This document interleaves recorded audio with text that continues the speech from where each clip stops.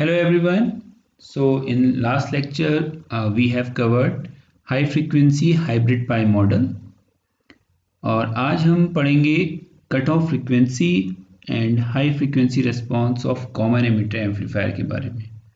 Okay, so last lecture में हमने सी पाई C mu कैपेसिटेंसेस पढ़ा, उनको हमने अपने हाइब्रिड पाई मॉडल में इंट्रोड्यूस किया और हमारे पास कुछ इस तरीके से एक सर्किट आया।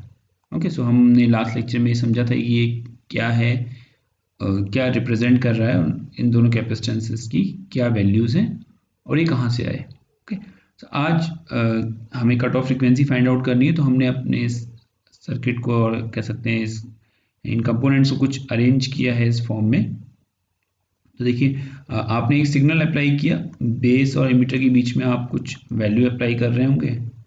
सो आपने बेस एमिटर के क्रॉस कुछ वैल्यू अप्लाई की, this is your GM V pi. Okay, so RX input impedance means signal जो भी आप अप्लाई कर रहे हैं उसका रेजिस्टेंस, R पाई आपके मॉडल का रेजिस्टेंस है जिसके अक्रॉस वोल्टेज कितनी है V पाई। एक कैपेसिटर आपने इंट्रोड्यूस किया दैट इज C पाई जो कि diffusion capacitance plus base to emitter capacitance को कंबाइन करके आपने बनाया।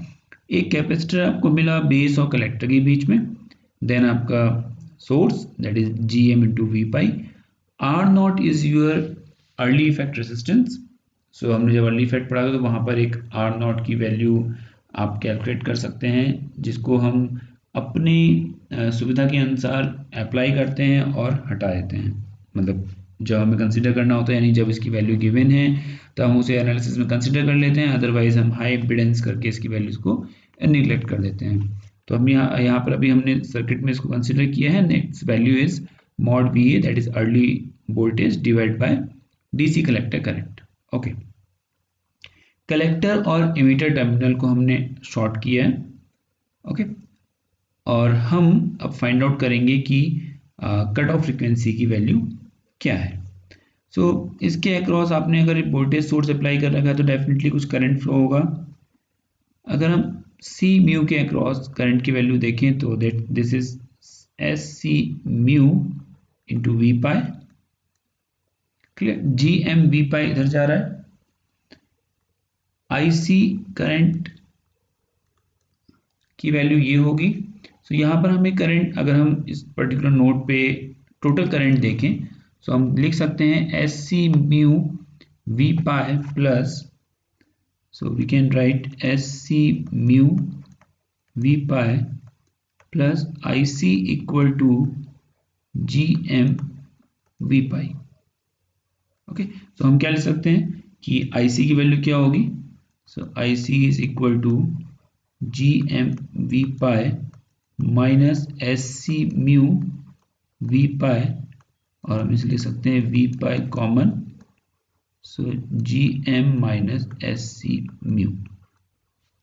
ओके, सो आई थिंक इसमें कोई कंफ्यूजन नहीं होना चाहिए क्योंकि ये कलेक्टर करंट कलेक्टर टर्मिनल से इधर आ रहा है, इधर SC म्यू वी पाई इस कैपेसिटर के क्रॉस करंट है, टोटल करंट आपका GM वी पाई होगा। सो GM वी पाई को आप ये लिख सकते हैं। ओके, चलिए, सो IC की वैल्यू हमने कैलकुलेट कर ली। अब हमें IB की वैल्यू चाहिए, तो डेफिनेटली जो आपका पोटेंशियल है जो वी पाई है, so this V pi equal to ये जो करंट आपकी है IB जो फ्लो कर रही है, so this IB multiply with this whole impedance। Clear, so parallel में आपका इम्पिडेंस है V पाई जो वोल्टेज है वो किसके बराबर होगा, जो भी करंट है और जो आपके इम्पिडेंसेस हैं। तो आपके इम्पिडेंसेस क्या हैं, आपके इम्पिडेंसेस हैं R पाई, ये resistance, so this resistance R pi, then in parallel with C pi, in parallel with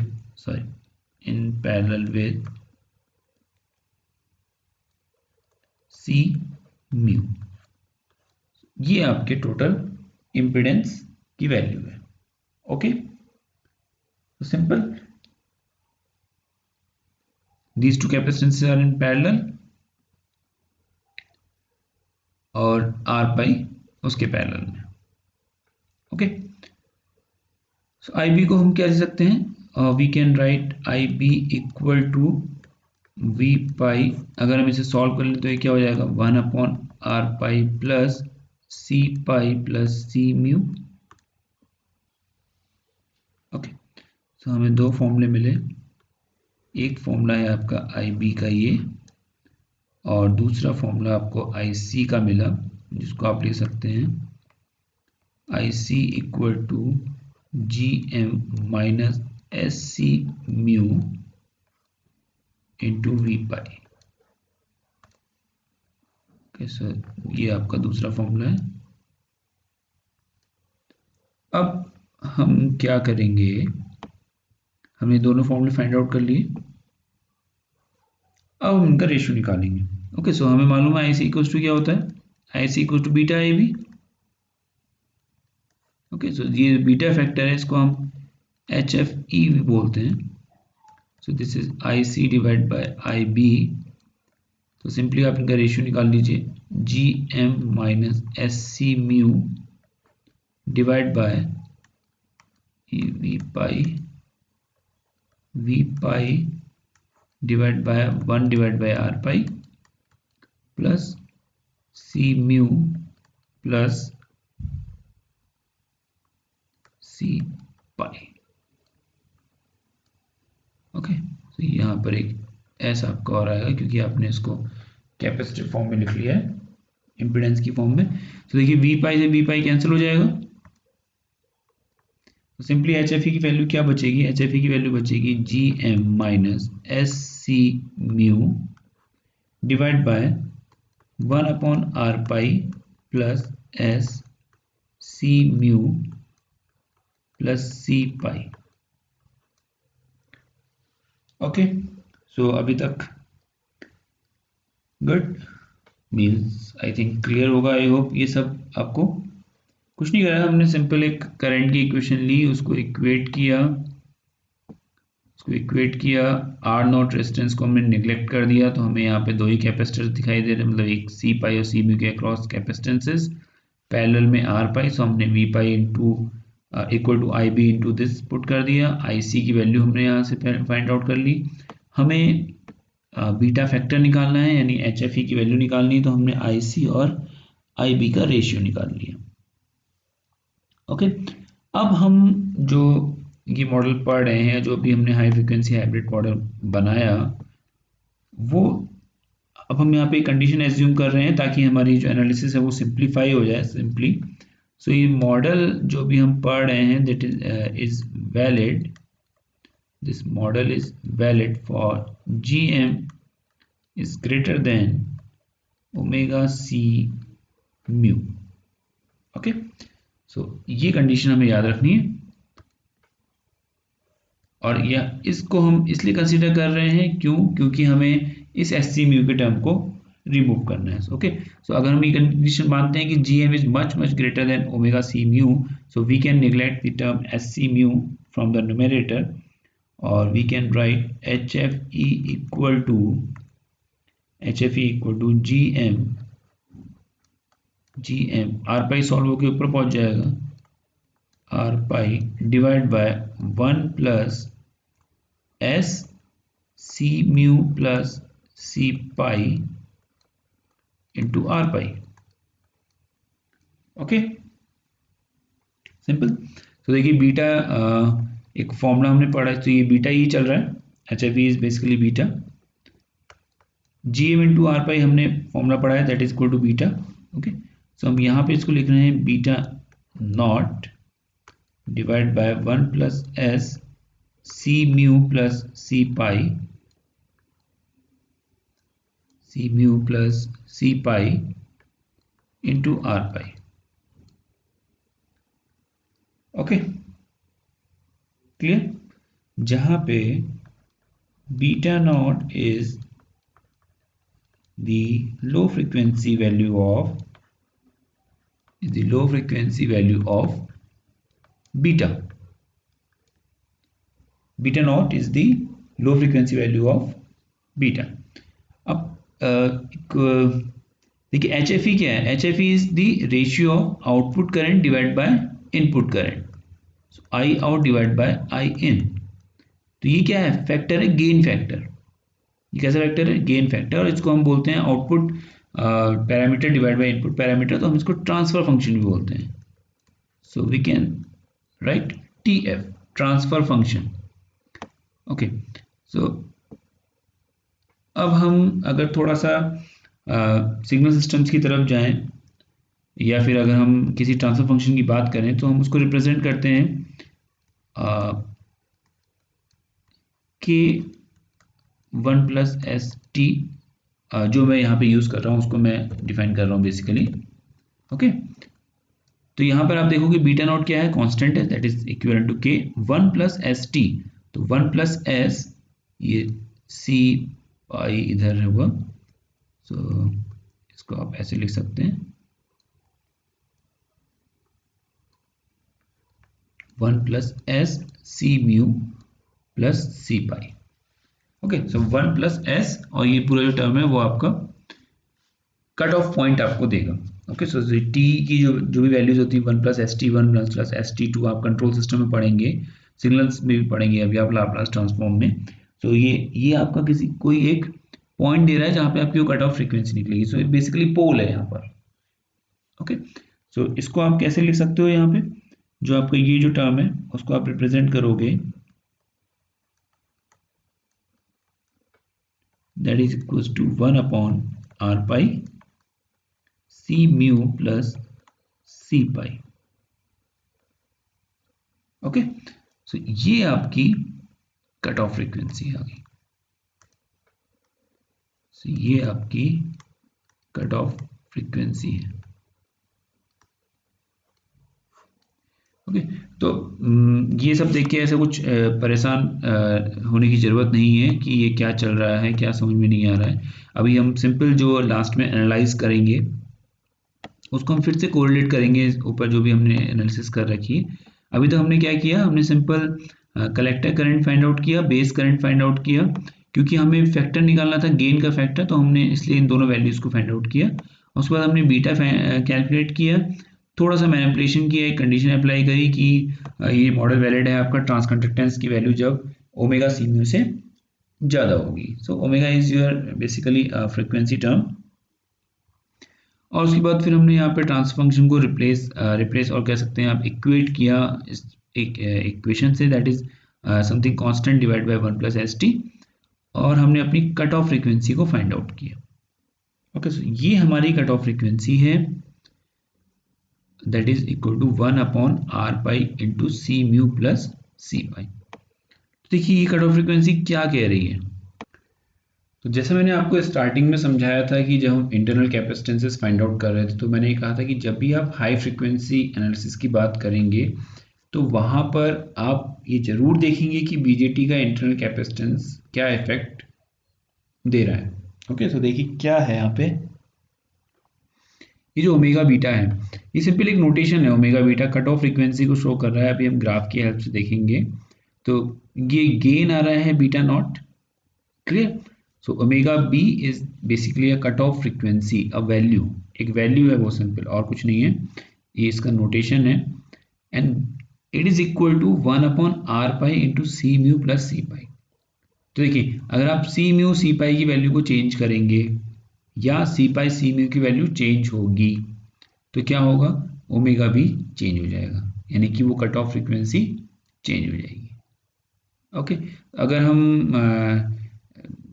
I hope आपने सिग्नल सिस्टम में ये चीज़ पढ़ी होगी, लेकिन अगर हम एक सिंपल सी फिल्टर की बात करें, लो पास फिल्टर की बात करें, तो लो पास फिल्टर क्या कहता है, लो पास फिल्टर कहता है कि वो लो फ्रीक्वेंसीज को पास करेगा और उसके बाद हाई फ्रीक्वेंसीज को ब्लॉक करेगा। तो वहाँ पे भी 3 dB फ्रीक्वेंसी कॉन्सेप्ट होता है, जिसके बाद आपका गेन जो है वो आपकी रेंज से बाहर हो जाता है, जो आपको कंसीडर करनी होती है। ओके, तो उसको भी हम एक कट ऑफ फ्रीक्वेंसी बोलते हैं। तो कट ऑफ फ्रीक्वेंसी का मतलब ये हुआ कि वो फ्रीक्वेंसी रेंज जिसके बाद आप उस गेन को कंसीडर नहीं कर सकते अपने सिस्टम की एनालिसिस के लिए। या जो भी आप डिवाइस यूज़ कर रहे हैं उसका आपको एक फ्रीक्वेंसी रेंज आपको डिसाइड करनी होगी कि भाई सपोज मैंने एक, अभी हम जब फ्रीक्वेंसी रिस्पॉन्स कर पढ़ेंगे तो वहाँ और अच्छी तरीके से समझेंगे। सपोज मैंने एक एम्पलीफायर बनाया जो आपका इस रेंज पे काम कर रहा है। ओके, सो वो रेंज आपने डिसाइड कर रखी है। तो देखिए यहाँ पे क्या हो रहा है, गेन की वैल्यू कम है, यहाँ पे भी गेन की वैल्यू रिड्यूस हो रही है। तो इन फ्रीक्वेंसी रेंजेस को आप कंसीडर नहीं करेंगे। जहाँ पे आपका गेन कांस्टेंट है सिर्फ वही रेंज आप कंसीडर करेंगे as an amplifier.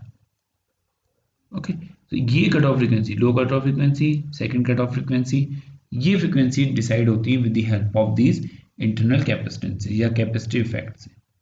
Okay, so ये ओमेगा बीटा आपने निकाला। तो अभी हम बात कर रहे हैं सिंपल एक एम्पलीफायर की, बीजेटी एम्पलीफायर की। अभी हम हाई फ्रिक्वेंसी रिस्पॉन्स जब पढ़ेंगे तब हम और अच्छी तरीके से समझेंगे इस चीज़ को थोड़ा सा।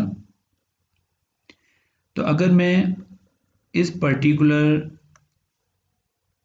सिस्टम के लिए ग्राफ ड्रॉ करूं तो ये आपका क्या है, HFE जो आपका गेन है। ओके, सो इसको हम मॉड में ले लेते हैं। ओमेगा जो कि आपकी फ्रीक्वेंसी है, इसको हम लॉग स्केल में लेंगे। क्लियर। और हम स्टार्टिंग से इसको अगर प्लॉट करें तो ये कुछ प्लॉट इस टाइप से बनता है। तो ये जो स्लोप है दैट इज योर -20 dB, क्योंकि ये डिग्रेड हो रहा है डेकेड पर डेकेड। ये फ्रीक्वेंसी है, ये फ्रीक्वेंसी जो आपने निकाली दैट इज ओमेगा बीटा। तो अभी आप ये सब परेशान मत होइएगा कि ये -20 dB क्या मतलब है और ये स्लोप डाउन डिक्रीज क्यों हो रहा है। तो ये आप जब कंट्रोल सिस्टम पढ़ेंगे या सिग्नल सिस्टम में आप ट्रांसफर फंक्शन का पोल और जीरो का कॉन्सेप्ट पढ़ेंगे तो अभी सिंपल आप ये समझ लीजिए कि अगर आपका पोल है तो पोल आपका -20 dB का स्लोप देगा, और अगर आपका जीरो है तो वो आपका +20 dB का स्लोप देगा, यानी कि आपका जो स्लोप है वो ऊपर को जाएगा। ठीक है, ओमेगा बीटा ये कट ऑफ फ्रीक्वेंसी है जो हमने यहाँ फाइंड आउट कर ली। ये आपका बीटा नॉट गेन है। ओके, तो ये बीटा नॉट गेन कहाँ पर, ओमेगा बी के बाद वो डिक्रीज होना स्टार्ट हो जाएगा। ओके, डिक्रीज होके आगे जाएगा, आगे तक जाएगा। ओके, सो सपोज ये कुछ आगे तक इंक्रीज कर रहा है। ये वो फ्रीक्वेंसी है, ये वो ओमेगा की वैल्यू है जहां पे आपका गेन क्या हो जाएगा, 1 हो जाएगा। क्योंकि आप देखिए डीबी में ले रहे हैं, ये जो गेन है आपका वो डेसिबल में है। क्लियर, तो डेसिबल में है, इसका मतलब अब आया इस पॉइंट पे आपकी गेन की वैल्यू क्या हो गई, 0 हो गई। और डेसिबल का मतलब होता है log scale. Okay, so log base 10 की अगर आप बात कर रहे हैं या आपने यहाँ पे वैल्यू कुछ गेन की लेंगे तो आप V out divide by V in करेंगे। तो V out divide by V in, अब आपका गेन कितना हो गया, 0। तो हमें मालूम है कि ये रेशियो क्या होना चाहिए, 1। So log 1 equal to 0। Okay, so ये चीज आपकी यहाँ पे सॉल्व हो गई। ओके, सो यहाँ पर इस फ्रीक्वेंसी पे, इस ओमेगा टी पे आपका जो गेन है वो कितना है, 1। तो इसलिए जब गेन आपका 1 होगा तो लॉग स्केल में आप उसको जब रिप्रेजेंट करोगे तो वो क्या हो जाएगा, 0 हो जाएगा। क्लियर, तो ये ओमेगा टी जो है आपकी वो क्या है, आपकी unity gain bandwidth. This is unity gain bandwidth. Clear? So we can write omega t equal to omega naught into, sorry, omega b into beta naught. Okay, so हम यहाँ पे वैल्यू पुट कर देते हैं, 1/r pi into C mu plus C pi, and this is beta naught. Clear? So beta naught divide by r pi क्या हो जाएगा आपका, gm that divide by C mu plus C pi. और ये आप किसकी बात कर रहे हैं, ओमेगा टी की, सी पाई। तो अगर मैं इसको फ्रीक्वेंसी के टर्म में लिखूं तो मैं इसे क्या लिखूंगा, F T that is equal to 1/2 pi C mu plus C pi into G. तो ये मेरे पास एक फॉर्मूला आ गया, that is equal to F T. Clear? ये यूनिटी गेन बैंडविड्थ आप कह सकते हैं यूनिटी गेन फ्रीक्वेंसी है। ये आपकी ओमेगा भी आपकी कट ऑफ फ्रीक्वेंसी है। इसका फॉर्मूला आपने ड्राइव किया, सिंपल कैलकुलेशन करी हमने। तो यहाँ पे इन समराइज वे अगर हम बात करें तो यहाँ पर हमने ये समझा कि कट ऑफ फ्रीक्वेंसी किस पे डिपेंड करती है। तो कट ऑफ फ्रीक्वेंसी किस पे डिपेंड करती है? कट ऑफ फ्रीक्वेंसी डिपेंड करती है आपके आर पाई पे, सी म्यू और सी पाई पे, जो कि आपके क्या है, इंटरनल कैपेसिटेंसेस। और ये कट ऑफ फ्रीक्वेंसी का क्या रोल है? ये कट ऑफ फ्रीक्वेंसी का रोल है, ये आपका देखिए फ्रीक्वेंसी रिस्पॉन्स कर्व है, जो हम आगे लेक्चर में अभी कवर करने वाले हैं। तो फ्रीक्वेंसी रिस्पॉन्स कर्व क्या शो करता है? ये रिस्पॉन्स शो करता है कि फ्रीक्वेंसी के साथ गेन, जो आपका वोल्टेज का ratio V out divide by V in या करंट का रेशियो है output current divide by input current, वो गेन फ्रीक्वेंसी के साथ क्या रिस्पॉन्स शो कर रहा है। मतलब वो डिक्रीज हो रहा है, वो इंक्रीज हो रहा है, या वो कांस्टेंट है। तो ये जो पूरी एनालिसिस है that is your frequency response curve. Clear? तो वही चीज हम देख रहे थे यहाँ पर कि ओमेगा बी जो हमारी कट ऑफ फ्रीक्वेंसी आई वो कहाँ आएगी। अभी पॉइंट देखिए, ये पॉइंट आगे भी शिफ्ट हो सकता है, ये पॉइंट पीछे भी शिफ्ट हो सकता है, लेकिन ये किस पे डिपेंड करेगा? ये डिपेंड करेगा सी पाई, सी म्यू और आर पाई पे। क्लियर? और उसके बाद हमने omega T value find out करी, that is your unity gain bandwidth, जो कि आपके डिपेंडेंट है definitely omega B into B naught पे। तो ये cut off frequency main point था हमारा, जो हमने यहाँ पे सॉल्व किया। क्लियर? सो आई होप आपको ये बात समझ में आई होगी आज के लेक्चर की, कि इस कट ऑफ फ्रीक्वेंसी का क्या रोल है, ये फ्रीक्वेंसी रिस्पॉन्स कर्व को कैसे चेंज करता है, या कहाँ से आपका गेन डिक्रीज होना स्टार्ट हो रहा है, कब वो कांस्टेंट है, कहाँ से कहाँ तक वो कांस्टेंट रहेगा, वो बैंडविड्थ की वैल्यू क्या होगी, वो सब डिपेंड करेगा आपका उस सर्किट के कंपोनेंट्स पे। Clear? R pi, C mu पे। तो इसको थोड़ा सा और आप एक बार देखिएगा, बैठ के समझिएगा। आई होप आपको ये बात समझ में आ जाएगी कि हम अभी क्या कर रहे थे। नेक्स्ट टॉपिक जो है हमारा that is high frequency.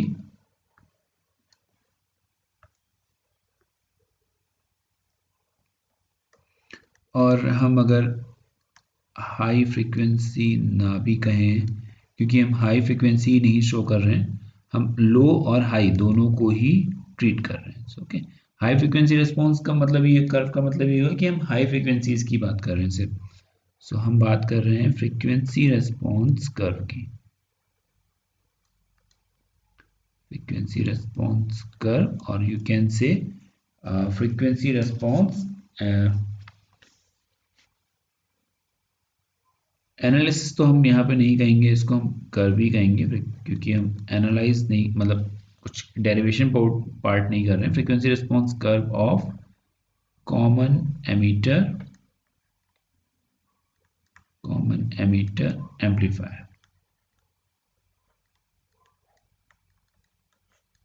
Okay, so I hope आपको जो पॉइंट मैंने ऊपर समझाया वो आपको समझ में आए होंगे। मैंने आपको आप इसके ऊपर एक वर्चुअल लैब में मैंने आईआईटी की वर्चुअल लैब्स में मैंने एक कॉमन एमीटर एम्पलीफायर का फ्रीक्वेंसी रेस्पॉन्स कर्व कैसे रीड करते हैं, कैसे एनालाइज करते हैं, उसके ऊपर एक वीडियो बनाया है। आप बेसिक इलेक्ट्रॉनिक्स वर्चुअल लैब में जाके उसको देख सकते हैं। तो वहाँ से आपको प्रैक्टिकली ये पॉइंट समझ में आ जाएगा कि कब हम कंपोनेंट की वैल्यूज़ को चेंज कर रहे हैं और उससे कर्व पे क्या फ़र्क, क्या चेंजेस आ रहे हैं। ओके, ठीक है। तो वहाँ से आप इस चीज़ को क्लियरली प्रैक्टिकली परफॉर्म करके चेकआउट कर सकते हैं, जो भी मैं आपको यहाँ पे समझा रहा हूँ। और बाकी और भी बहुत सारे प्रैक्टिकल्स आप with the help of virtual lab कर सकते हैं। हमने बीजेटी की एनालिसिस जो भी हैं वो सारी की सारी वहाँ हमने करके देखी हैं with the help of virtual labs. So this is your RB resistance. Okay, ये हमारा सर्किट डायग्राम है जो मैंने यहाँ पे एनपीएन ट्रांजिस्टर लिया है। जब हमने कॉमन एमिटर एम्पलीफायर पढ़ा था तब हमने सर्किट को यूज़ किया था, तो मैंने आपको वहाँ पे CC1 CC2 बताया था क्या है। CE एमिटर बाईपास कैपेसिटर की तरह बिहेव करते हैं, ये कपलिंग कैपेसिटर्स होते हैं जो DC ब्लॉकिंग के लिए यूज़ होते हैं। देन R सिग्नल, RC, ये सारी चीज़ें। तो ये एक सिमेटिक है, आप कह सकते हैं कॉन्फ़िगरेशन है कॉमन एमिटर एम्पलीफायर का, एनपीएन ट्रांजिस्टर का, जब आप उसे एज एन एम्पलीफायर यूज़ कर रहे हैं। ओके, सो CC1 CC2 RC, इन जो भी कंपोनेंट्स यहाँ पर अप्लाई कर रखे हैं आपने, उनकी कुछ पर्टिकुलर वैल्यू फिक्स होगी। जो भी आपने इनपुट में सिग्नल अप्लाई कर रखा है उसकी कुछ स्ट्रेंथ होगी, एम्पलीट्यूड होगा, तो ये सारी चीज़ें आपकी फिक्स होगी। हम यहाँ जनरलाइज्ड डायग्राम की बात कर रहे हैं। हमने यहाँ पे एक्स एक्सिस में फ्रीक्वेंसी कंसिडर किया है और वाई एक्सिस में गेन इंट्रोड्यूस, मतलब आप सकते हैं गेन कंसिडर किया है, that is V out divide by V input. इसका मतलब हम इस कॉन्फ़िगरेशन को वोल्टेज एम्पलीफायर की तरह यूज कर रहे हैं। क्लियर? अब देखिए एक छोटा सा एग्जांपल लेते हैं और ये समझते हैं कि हम ऐसा क्यों कर रहे हैं, क्या यूज है इसे करने का। हम सब लोग रेडियो सुनते हैं या हम सब टेलीविज़न देखते हैं।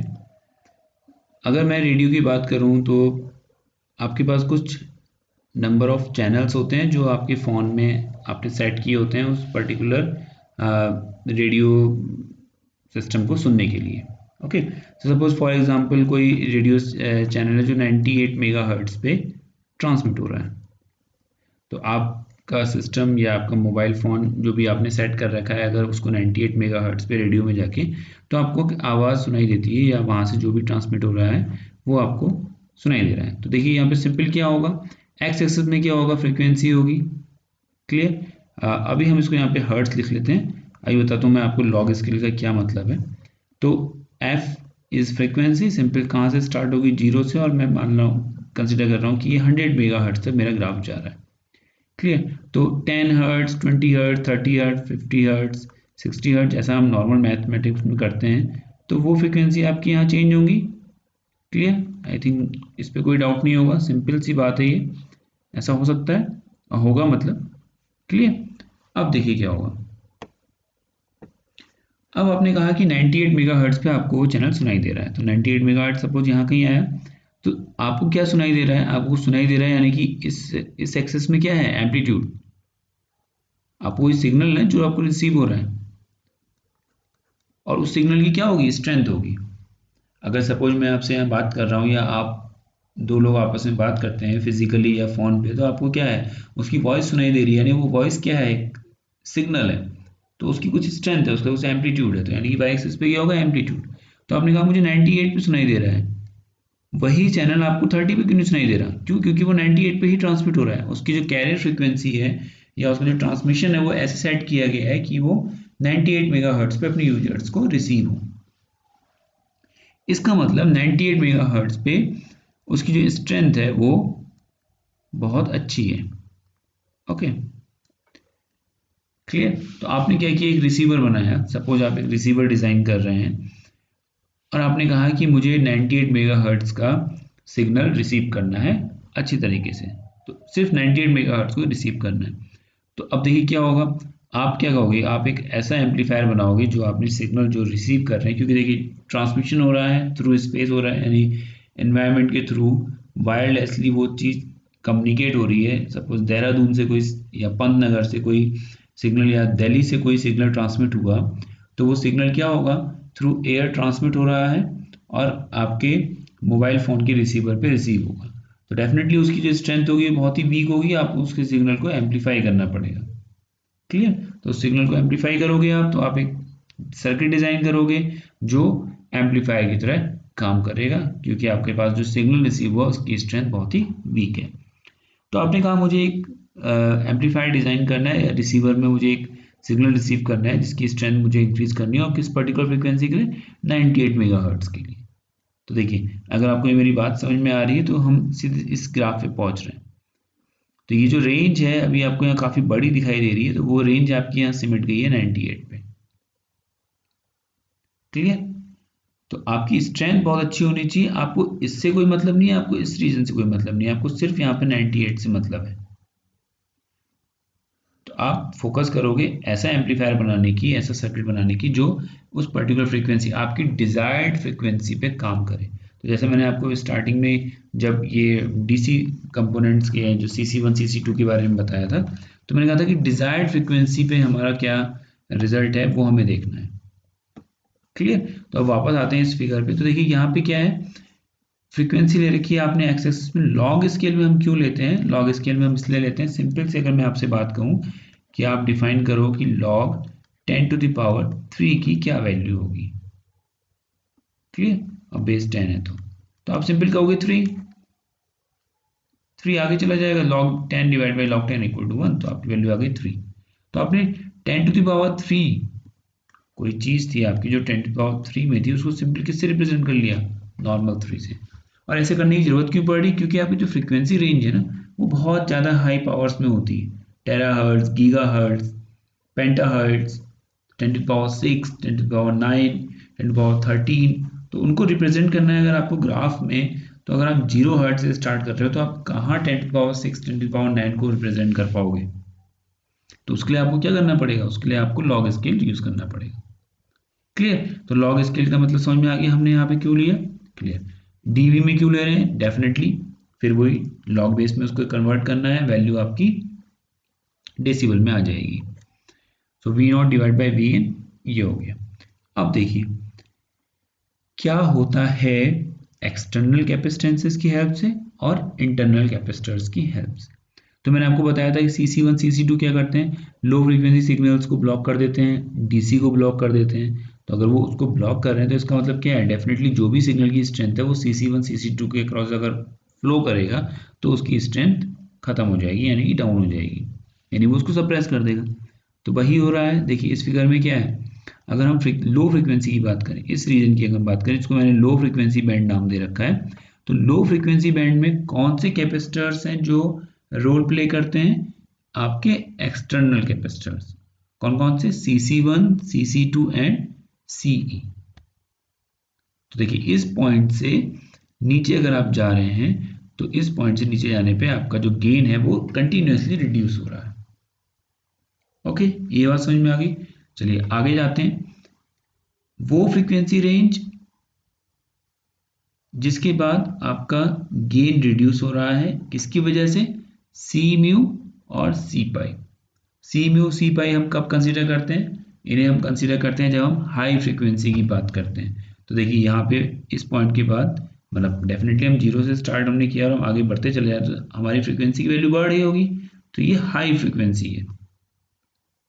सो हाई फ्रीक्वेंसी की रेंज में आपका जो गेन है वो क्या हो रहा है, रिड्यूस हो जाता है। और किसकी वजह से होता है, सी पाई और सी म्यू, जो कि आपके इंटरनल कैपेसिटेंसेस है। तो इंटरनल कैपेसिटेंसेस कब अपना रोल प्ले कर रहे हैं, जब वो हाई फ्रीक्वेंसी में कंसीडर किए जा रहे हैं। ओके, तो हाई फ्रीक्वेंसी में इंटरनल कैपेसिटेंसेस डिस्टॉर्ट करते हैं सिग्नल को, और लो फ्रीक्वेंसी में एक्सटर्नल कैपेसिटेंसेस डिस्टॉर्ट करते हैं। अभी डिस्टॉर्ट कैसे करते हैं, डिस्टॉर्ट करते हैं अपनी वैल्यू से, जो भी इनकी वैल्यूज हैं। तो देखिए मैंने जब आपको कट ऑफ फ्रीक्वेंसी का फॉर्मूला पढ़ाया था 1/r पाई इंटू 2 पाई C mu plus C pi, तो वो फ्रीक्वेंसी यहाँ से डिसाइड होगी, ये वो कट ऑफ फ्रीक्वेंसी है। इसके बाद ग्राफ आपका डाउन हो गया, तो वो कट ऑफ फ्रीक्वेंसी आगे भी खिसक सकती है, वो कट ऑफ फ्रीक्वेंसी पीछे भी जा सकती है। इसी तरीके से लो कट ऑफ फ्रीक्वेंसी आगे भी जा सकती है और पीछे भी जा सकती है। वो सब डिपेंड करेगा इन कंपोनेंट्स की वैल्यूज पे। और ये है आपकी डिजायर्ड फ्रीक्वेंसी जिसपे आप वास्तव में काम कर रहे थे। तो आप एक एम्पलीफायर बना रहे थे जो ओमेगा 1 से लेके ओमेगा 2 तक काम करे। क्या करें, ओमेगा 1 से लेके ओमेगा 2 तक प्रॉपर काम करे। और प्रॉपर काम करेगा मतलब क्या हुआ, प्रॉपर काम करने का मतलब ये है कि आपका उस फ्रीक्वेंसी रेंज में गेन जो है वो कांस्टेंट होना चाहिए। क्लियर। तो देखिए इस मिड बैंड रेंज में आपका जो गेन है वो क्या है, कांस्टेंट है। तो आपकी जो बैंडविड्थ है, बैंडविड्थ की डेफिनेशन होती है, बैंडविड्थ की डेफिनेशन होती है द फ्रीक्वेंसी रेंज, फ्रीक्वेंसी की वो रेंज जिसमें आपके गेन की वैल्यू कांस्टेंट रहे। Okay, so the value of gain must be constant. तो ओमेगा 1 से ओमेगा 2 वो वैल्यू। क्लियर। अब देखिए 3 dB पॉइंट को समझते हैं। 3 dB पॉइंट का मतलब क्या है, यहाँ नोट कर लीजिए, कई बार पूछा जाता है। 3 dB पॉइंट का मतलब ये है कि जहां पे आपकी पावर 50% और वोल्टेज 0.707 वी आउट। क्लियर? तो ये पॉइंट 3 dB पॉइंट, अगर हम इस पॉइंट की बात कर रहे हैं तो इससे ऊपर जैसे ही हम जाएंगे, यानी इस पर्टिकुलर फ्रीक्वेंसी से थोड़ा सा आगे जैसे हम जाएंगे, तो यहाँ पे जो गेन की वैल्यू है वो क्या होनी चाहिए, 0.707 ऑफ वी आउट। ओके, तो जो भी आपका गेन है, और पावर की वैल्यू क्या होनी चाहिए, 50% से ज़्यादा होनी चाहिए। तो अगर वो इन कंडीशंस को फुलफिल करता है, अगर आपकी पावर 50% से ज़्यादा है उस पॉइंट से ऊपर, या वोल्टेज आपका 0.707 से ऊपर है, तो डेफिनेटली क्या होगा, उस केस में वो एम्पलीफायर आपकी डिजायर्ड फ्रीक्वेंसी पे काम कर रहा है। तो lower 3 dB frequency, higher 3 dB frequency, और इसके बीच की जो रेंज है वो आपकी डिजायर्ड फ्रीक्वेंसी रेंज होगी। ओके, तो यही प्रैक्टिकल वर्चुअल लैब में आप परफॉर्म कर सकते हैं। डिफरेंट कैपेसिटर्स की वैल्यूज़ वहाँ पुट कर सकते हैं, और लास्ट में आपको एक ग्राफ, कुछ इसी तरीके का आपको एक ग्राफ शो होगा जो आपको रिप्रेजेंट कर रहा होगा कि कहाँ पे आपकी लो कट ऑफ फ्रीक्वेंसी है, कहाँ पे आपकी हाई कट ऑफ फ्रीक्वेंसी है, और अल्टीमेटली आपका एक कॉमन एमिटर एम्पलीफायर क्या फ्रीक्वेंसी रेस्पॉन्स कर्व शो कर रहा है। ओके, सो ये हमारा बीजेटी ट्रांजिस्टर का लास्ट टॉपिक था। तो हमने बीजेटी ट्रांजिस्टर की जो भी जर्नी रही उसमें हमने करंट कंपोनेंट के बारे में, डिफरेंट कॉन्फ़िगरेशंस के बारे में, आईसी, आईई, आईबी क्या होता है, common emitter, common collector, common base क्या होता है, ये सब पढ़ा। देन हमने BJT as an amplifier, BJT as a switch पढ़ा। फिर हमने बीजेटी की स्मॉल सिग्नल एनालिसिस पढ़ी, स्मॉल सिग्नल मॉडल्स बनाए, RE model, hybrid pi model. Then हमने voltage gain, current gain, input output resistances के फॉर्मूले फाइंड आउट करे। उसके बाद हमने बीजेटी के इंटरनल कैपेसिटेंसेस पढ़े, सी पाई, सी म्यू, उनको इंट्रोड्यूस किया हाइब्रिड पाई मॉडल में, और उसको हमने high frequency hybrid pi model बोला। उसके बाद आज जो हमारा लास्ट टॉपिक था, that is your frequency response curve of common emitter amplifier. So I hope आपको बीजेटी के बारे में ये सारी चीज़ें जो भी हमने लेक्चर्स में पढ़ी वो अच्छी तरीके से समझ में आई होंगी। आपके अगर कोई भी डाउट्स हैं रिलेटेड टू बीजेटी, आप कमेंट बॉक्स में उनको पोस्ट कर सकते हैं। ओके, सो आज के लेक्चर के लिए इतना ही। Thank you.